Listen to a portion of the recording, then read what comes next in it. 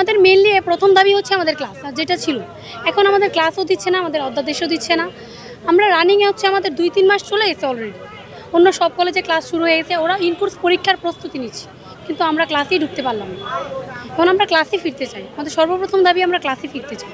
এটা টিচারদের সিন্ডিকেট, কারণ ওরা তো অনেকেই চাচ্ছে না যে এটা সেন্ট্রাল ইউনিভার্সিটি হোক, ওরা এটার বিপক্ষে, ওরা তো আমাদের বিপক্ষে। টিচাররা যেখানে বলে যে আমরা তোমাদের ক্লাস নিব না, ওইখানে আমরা তো ক্লাস চাচ্ছি।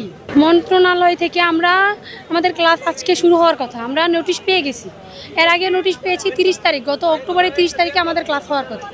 ওই অনুযায়ী আমরা অনেকেই কিন্তু ঢাকার বাইরে থেকে ঢাকাতে সেটেল হয়েছি, কিন্তু আমাদের ক্লাস হচ্ছে না, কারণ এটা বিলম্ব হচ্ছে। আমাদের পরপর অনেকবার হচ্ছে ওরা ঘুরাচ্ছে, আমাদের রীতিমতো হয়রান করছে। 30 তারিখ থেকে ক্লাস হওয়ার কথা, আজকে 30 তারিখ, গত মাসের 30 তারিখে হওয়ার কথা ছিল।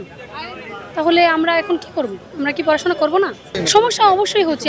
আমরা সেশন জুটে পড়বো, আমাদের আরও বিলম্ব হচ্ছে, কারণ হচ্ছে অন্য সবাই পরীক্ষার প্রিপারেশন নিচ্ছে, আমরা নিতে পারছি না। এখন সেন্ট্রালে নতুন ব্যাচ আসার কথা, যারা 25-26, ওই জায়গায় আমরাই ক্লাস করতে পারছি না।